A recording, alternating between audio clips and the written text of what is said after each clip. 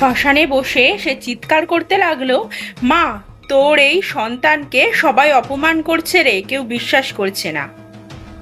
বীরভূমে তারাপীঠ মহাশ্মশান, যেখানে চিতার আগুন কখনো নেভে না, সেখানে বাস করত এক অদ্ভুত বেশধারী সন্ন্যাসী, সাধু বলা চলে, বামাখ্যাপা। মা তারা তার কাছে ছিল রক্ত মাংসের জননী। একবার মন্দিরের পুরোহিতরা তাকে মন্দিরে ঢুকতে বাধা দেন এবং সে মন্দিরে ঢুকতে চাইলে তাকে খুব প্রহার করেন।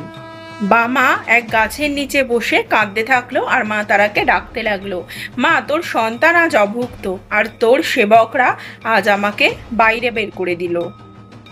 আমি কি তাহলে তোর কেউ নই?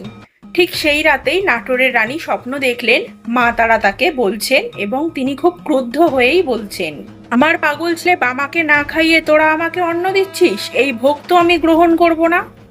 পরদিন রানী নিজেই শ্মশানে গেলেন এবং সেখান থেকে বামাকে খুঁজে আনলেন, তাকে নিয়ে মন্দিরে গেলেন, নিজের হাতে তাকে খাওয়ালেন।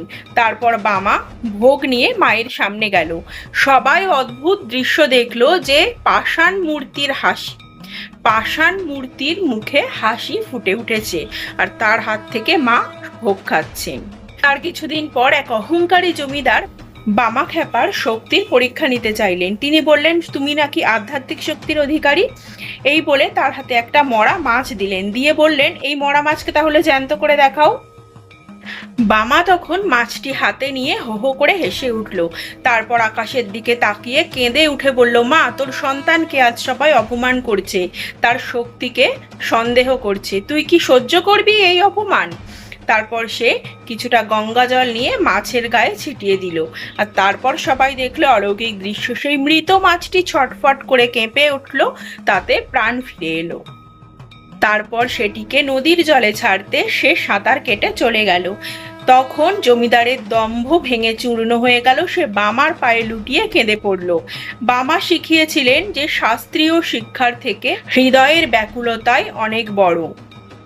মা আর সন্তানের এই নিবিড় যোগাযোগই তারাপীঠকে আজ মহাতীর্থস্থানে পরিণত করেছে।